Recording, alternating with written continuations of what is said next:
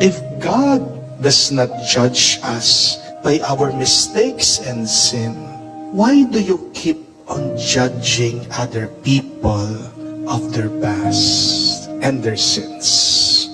Remember, if you judge people by their past, you will be killing their future. Amen? And if you do not forget people's mistakes, you will be unhappy, you will always be angry, and you will always be resentful. Always remember that there is no saint who does not have a past, and there is no sinner who does not have any future. Kung gusto mong mabago ang tao at maging mas banal siya, maging mas mabuti, bigyan mo pa siya ng pagkakataon na iwanan niya ang kanyang nakalipas at bigyan mo siya ng pagkakataon na gumawa na mas magandang kinabukasan, mas mabuting kinabukasan. Dahil ang Diyos, palagi ka din niya binibigyan ng panibagong pagkakataon, ng isang panibagong kinabukasan. When I was a little boy, maliit pa lang po ako, active na po ako nagsaserve sa simbahan. At nung minsan hindi ko makalimutan, inutusan po ako na dalhin ang kalis doon po sa harap ng simbahan para po i-offer nila. And I was so excited, first time ko po makahawak ng kalis.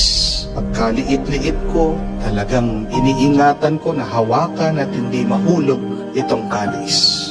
Pero ang aking kinakatakutan, nangyari. Nabitawan ko, nahulog ko itong kalis.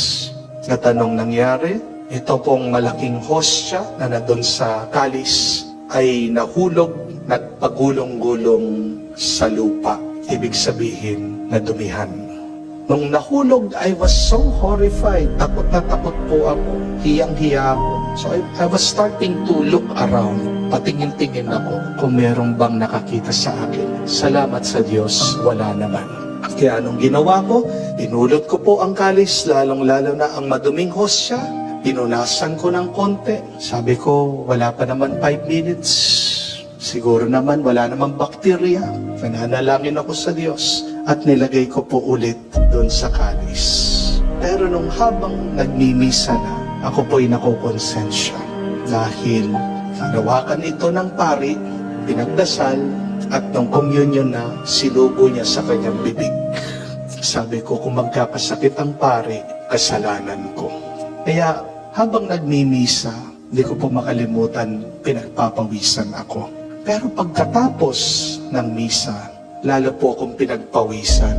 Bakit? Tinawag po ako ng pari.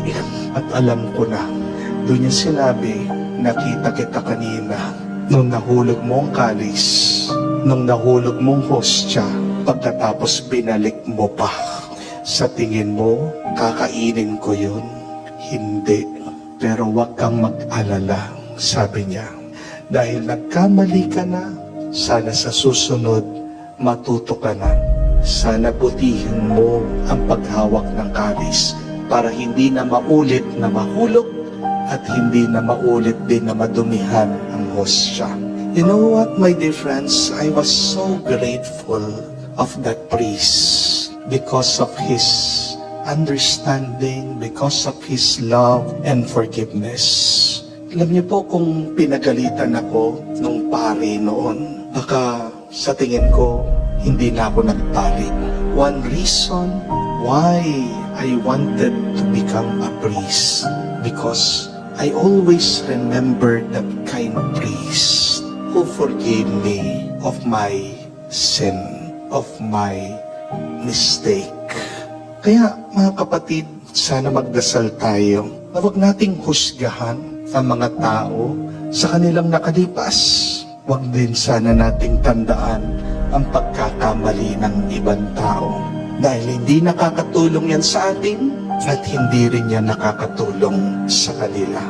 Maging kamukha tayo sana ng Diyos sa kanyang pagmamahal.